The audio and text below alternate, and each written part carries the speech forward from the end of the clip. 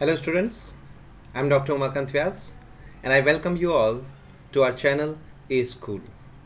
Students, अभी तक हमने कई वर्ड पावर के वीडियोस देखे हैं और अभी एक नया सेशन स्टार्ट किया है। ये वर्ड पावर का एक स्पेशल सेशन होगा जहाँ पे हर वीडियो में आपको 10 जो वर्ड्स है वो मिलेंगे जिनके आपको मीनिंग, उनके आपको सिनोनिम्स, प्रोनाउंसिएशन डिटेलिंग में बताई जाएगी। तो स्टूडेंट्स, ये हमारा इस वर्ड पावर सीरीज़ का सेकेंड पार्ट है और इस सेशन में कहीं पर भी आपको कोई दिक्कत हो, आप मुझे मेरे व्हाट्सएप नंबर पे मैसेज कर सकते हैं, आप मुझे मेल कर सकते हैं।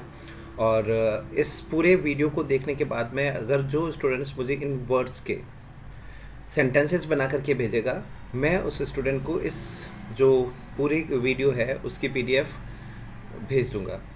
तो ये उनको एक फ़ायदा होगा कि they will have all the words in record also. तो चलिए इसी को शुरू करते हैं यहाँ पर और फर्स्ट वर्ड देखते हैं। स्टूडेंट्स, अपना रजिस्टर तैयार रखना और मेरी राय है कि आप उसको लिखते जाओ और उनके सेंटेंसेस के लिए स्पेस छोड़ते जाओ।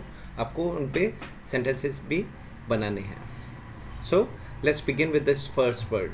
फर्स्ट वर्ड आपका है ये वर्ड है पलावर। इसका उच्चारण क्या होगा? पलावर होगा इसका उच्चारण, ध्यान रखना, ठीक है। इसको कहते हैं बकवाद या हम बोलते हैं दौड़ भाग। इसको आप पे ऐसे कह सकते हो अननेसेसरी एक्टिविटी, ऐसा काम जो आपको लगता है कि कोई काम का नहीं है, आप जस्ट उस पर एनर्जी वेस्ट कर रहे हो, ठीक है। इसका एक मीनिंग और होते हैं जिसको हम बोलते हैं शोरगुल, कोलाहल।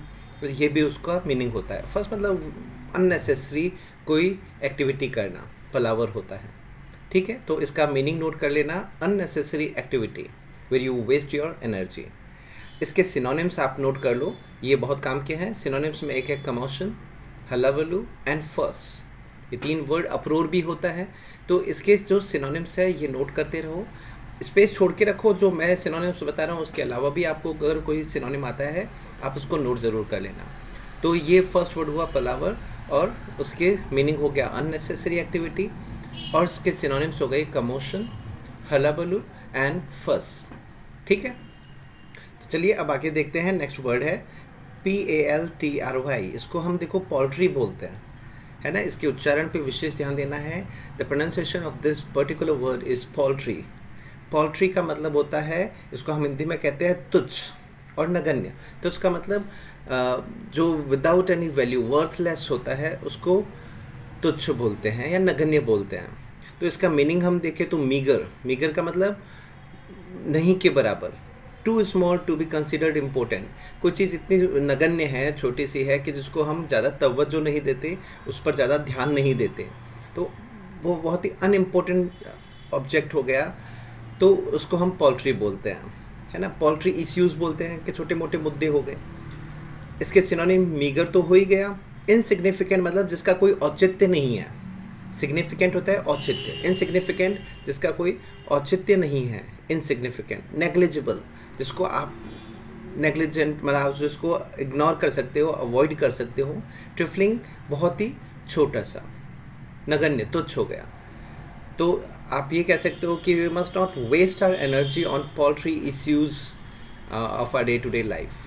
जीवन के छोटे मोटे जो इश्यूज़ होते हैं उस पर हमें अपना समय बर्बाद नहीं करना चाहिए।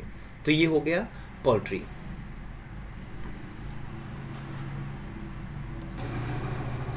अब आगे बढ़ते हैं स्टूडेंट्स, हम देखते हैं नेक्स्ट वर्ड देखते हैं। This was the second word poultry.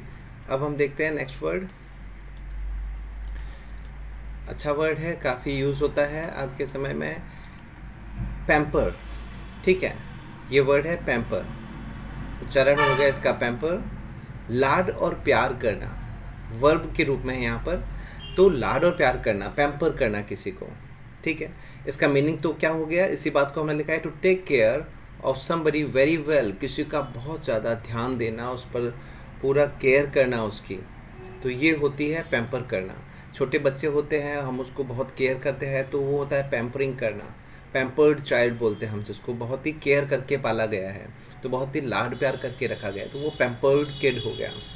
इसी का एक सिनोनिम हो गया कॉसेट, जो हमने यहाँ पे लिख दिया। इसके सिनोनिम एक हो गया कॉसेट, एक हो गया कॉडल, एक हो गया स्पॉइल।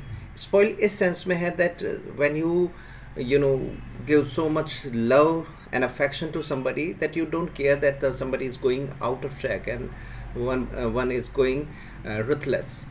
तो ऐसी भी कई सिचुएशन हो जाती है. तो स्पॉइल करना वहाँ पर जब उसका एक्सट्रीम लेवल हो जाता है, इतना लाड प्यार कर देना कि वो आपके कंट्रोल में नहीं रहते हैं, then somebody kid is spoiled.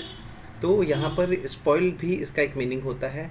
Pampered kid हो गया, पैम्पर्ड चाइल्ड, ज़्यादातर ये फ्रेज यूज़ होती है. ठीक है, अब आगे बढ़ते हैं. नेक्स्ट देखते हैं वर्ड. ये वर्ड है पनेसिया, स्पेलिंग PANACEA. इसको पनेसिया बोलेंगे. का साउंड होता है ज़्यादातर ये.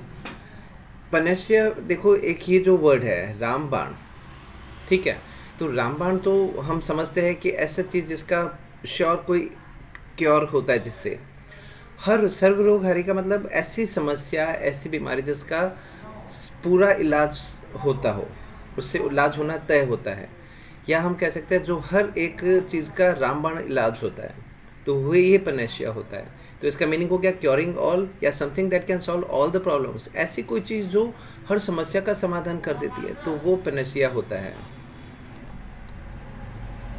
अब आगे बढ़ते हैं, इसके सिनोनिम्स देखते हैं. सिनोनिम्स में एक तो होगा क्योर ऑल, जो हर चीज़ का इलाज है. एलेक्सिर हो गया, जो ऐसी कोई मेडिसिन हो गई जो इससे पूरा इलाज हो जाता है और हमें पता ही नहीं चलता है, तो ये इसका सिनोनिम हो गया. यूनिवर्सल क्योर हो गया, वही क्योर ऑल हो गया.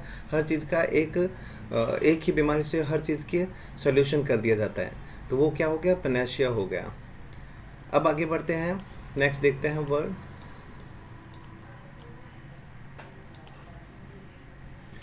नेक्स्ट वर्ड है पैंडेमोनियम. ये वर्ड लिटरेचर में भी काफ़ी यूज़ होता है. पैराडाइज लॉस्ट में इसका यूज़ हो रखा है. पैंडेमोनियम होता है ऐसी जगह जहाँ पे बहुत ज़्यादा कोलाहल है, बिल्कुल कोई व्यवस्था नहीं है, चारों तरफ गड़बड़ी है, तो इसके लिए एक वर्ड यूज़ होता है नर्क की तरह भी उसका यूज़ होता है, या भारी गड़बड़ी होती है, वो पैंडेमोनियम होता है. ठीक है, तो इसका उच्चारण क्या हो गया, पैंडेमोनियम. इसका उच्चारण बोलिए एक बार, पैंडेमोनियम. ठीक है, इसका मीनिंग क्या हो गया, situation in which there is a lot of noise, चारों तरफ शोर, कोलाहल, uproar, commotion, no control, everything is under chaos, वो होता है पैंडेमोनियम. तो इसके सिनोनिम एक तो हो गया chaos, mayhem एंड बेडलम. इसके 3 सिनोनिम्स हो गए. तीनों का अर्थ एक ही होता है, भारी गड़बड़, chaos, डिसऑर्डर, कंप्लीट डिसऑर्डर आप इसको कह सकते हैं. तो पैंडेमोनियम हो गया a complete disorder. chaos, mayhem and bedlam इसके सिनोनिम्स हो गए. अब आगे बढ़ते हैं, नेक्स्ट वर्ड लेते हैं पेंडर. पेंडर के साथ में देखो ब्रैकेट्स में ये जो टू लिखा है, इसका मतलब पेंडर टू होता है, फिक्स प्रेपोजिशन लगता है. पेंडर टू करना होता है किसी को खुश कर देना या किसी को राजी करना. ठीक है, वो होता है पेंडर टू. अब आगे बढ़ते हैं, इसका मीनिंग ट्राई टू प्लीज़, खुश करना ही हो गया इसका मीनिंग. ट्राई टू प्लीज़ करना, किसी को खुश कर देना, पेंडर टू होता है. इसके सिनोनिम सेटिस्फाई, संतुष्ट करना होता है. ग्रेटिफाई भी संतुष्ट करना होता है. केटर होता है किसी को जो इच्छा हो वो पूरी कर देना, केटर करना हो गया. ठीक है, सप्लाई कर देना किसी चीज़ की, तो केटर के बाद में भी टू लगता है, केटर टू होता है. तो pander to and cater to are synonymous. इसका सेटिस्फाई और ग्रेटिफाई भी इसका मीनिंग हो गया. नेक्स्ट वर्ड देखते हैं, ये वर्ड है पैराडाइम.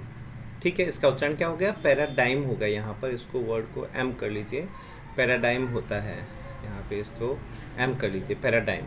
ठीक है, पैराडाइम बोलते हैं किसी चीज़ का आदर्श नमूना. ठीक है, मिसाल हो गया, उदाहरण हो गया, आदर्श हो गया, नमूना हो गया. वो किसी पर्टिकुलर चीज़ के जैसा का जैसा दिखना कि ये इसकी बेस्ट क्वालिटी है, इसी को हम उदाहरण मानते हुए, एग्जाम्पल मानते हुए वी फॉलो समथिंग, तो वो होता है पैराडाइम होता है. तो इसका मीनिंग क्या हो गया, अ टिपिकल पैटर्न और एग्जाम्पल ऑफ समथिंग, किसी का टिपिकल पैटर्न और एग्जाम्पल हो जाना, तो वो पैराडाइम होता है. इसका सिनोनिम क्या हो गया, एग्जाम्पल, मॉडल, किसी पे बेस्ड मॉडल हो गया, किसी के बेस पे पैटर्न हो गया. प्रोटोटाइप ऐसे चीज़ जो फर्स्ट टाइम उसका एक पैटर्न निकलता है और उसी को फॉलो किया जाता है, तो वो प्रोटोटाइप हो गया. तो पैराडाइम वर्ड हो गया, इसका उच्चारण क्या हुआ, पैराडाइम, जिसको हम मिसाल बोलते हैं, नमूना बोलते हैं. मीनिंग बताई दिया आपको, अ टिपिकल पैटर्न और एग्जाम्पल ऑफ समथिंग. तो पैटर्न बोल दो, एग्जाम्पल इसके सिनोनिम हो गए, मॉडल बोल दो या प्रोटोटाइप बोल दो. अब आगे बढ़ते हैं, नेक्स्ट वर्ड लेते हैं. ये वर्ड देखिए, उसका उच्चारण ध्यान से करना है. इसका उच्चारण जो वर्ड है ये है PARIAH, पराय. इसका उच्चारण क्या होता है, पराय होता है. ठीक है, ध्यान से याद रखना है, इसका उच्चारण पराय होता है। ठीक है, इसको हम बोलते हैं ऐसा व्यक्ति जिसको समाज से निकाल दिया गया हो, खारिज कर दिया गया है, तो वो होता है पराय होता है। A person who is not acceptable to society, ऐसा व्यक्ति जो समाज में स्वीकार नहीं किया गया है, वो पराय होता है। इसको सिनोनिम हम आउटकास्ट बोल देते हैं, जिसको समाज से निकाल दिया गया है। अनडिज़ायरेबल, जो डिज़ायरेबल नहीं है किसी सोसाइटी में, किसी प्लेस पे। या पर्सना नॉन ग्रेटा होता है, ये भी वही चीज़ हो गया, हु इज़ नॉट एक्सेप्टेबल। और कैस्टअवे, जिसको बाहर निकाल दिया गया है। ठीक है, तो ये हो गया पराय। उच्चारण ध्यान में रखना है, इसका पराय होता है। पराय का मतलब हो गया कैस्टअवे, आउटकास्ट, अनडिज़ायरेबल और पर्सना नॉन ग्रेटा। ठीक है, तो ये हो गया हमारा 8th वर्ड पराय। ठीक है, अब हम आगे बढ़ते हैं। नेक्स्ट वर्ड है हमारा, देखो, पार्लस। इसका उच्चारण में देखो, मैंने वैसे यहाँ पर ये र का साउंड लिखा है, वरना आप इसको थोड़ा सा स्ट्रेच देकर के वर्ड को पार्लस बोल सकते हैं। आर के उच्चारण को नहीं करें तो भी चलेगा, पार्लस होता है। पार्लस हम बोलते हैं वर्ड खतरनाक को, जोखिम से भरा हुआ, पार्लस होता है। एक वर्ड आप याद रखना, पेरिलस। ये वर्ड मैंने सिनोनिम में लिखा है यहाँ पर, पेरिलस। पेरिलस से एक बिल्कुल सिमिलर वर्ड है उच्चारण में भी, तो पार्लस हो गया, और दोनों का मीनिंग सेम होता है। इसका मतलब क्या होता है, a very bad, very uncertain, कोई ऐसी स्थिति जो बहुत ही बुरी हो और निश्चित हो, वो पार्लस होती है, जोखिम से भरी हुई। Something is uncertain is always risky, तो इसको हम डेंजरस बोल सकते हैं, पेरिलस बोल सकते हैं, होपलेस बोल सकते हैं, रिस्की बोल सकते हैं। So 4 words are there for this parlous as synonyms. तो पहला वर्ड हो गया, इसका उच्चारण पार्लस होता है, खतरनाक है, जोखिम से भरा हुआ।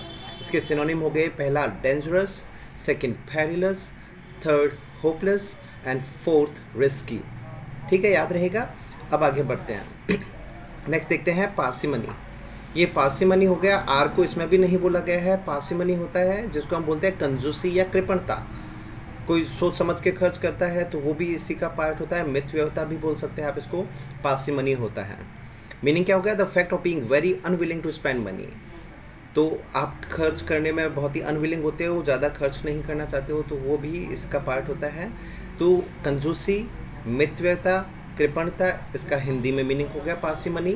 क्या वर्ड हुआ, पार्सिमनी। इसके सिनोनिम मीननेस, कंजूसी, माइजरलीनेस, निगार्डलीनेस। ठीक है, चूँकि ये नाउन है तो इसलिए ये वर्ड सारों में सफिक्स नेस जुड़ा हुआ है। तो मीननेस, माइजरलीनेस एंड निगार्डलीनेस, ये कंजूसी या कृपणता के सिनोनिम हो गए। पार्सिमनी याद रखना है।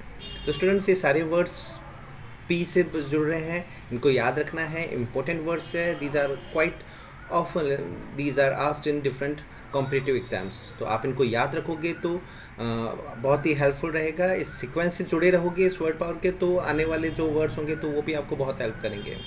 The day will come that you will have all these words in your store, and when you will be there before your question paper of competitive exams, you will find these words, I am sure, quite sure. ठीक है, तो आप इससे जुड़े रहो और देखते हैं हम अब आगे वाला पार्ट। नेक्स्ट वीडियो जल्दी ही हम लेकर आएंगे। यहीं के लिए आप बिल्कुल विश्वास के साथ आगे बढ़ते रहो। So I wish you good luck, take care.